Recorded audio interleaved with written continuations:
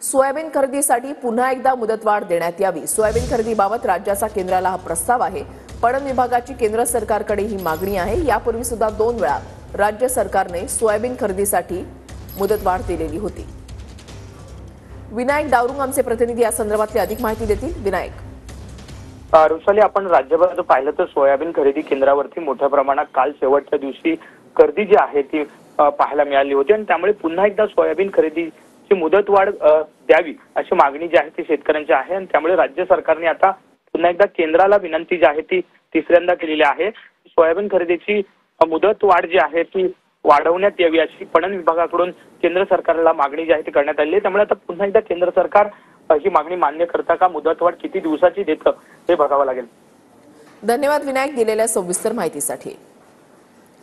पणन विभागाने केंद्र सरकारकडे ही मागणी केलेली आहे। याआधी सुद्धा 2 वेळा राज्य सरकारने सोयाबीन खरेदीसाठी मुदतवाढ दिलेली होती। सोयाबीन खरेदीसाठी पुन्हा एकदा मुदतवाढ देण्यात यावी अशी मागणी करण्यात आलेली आहे।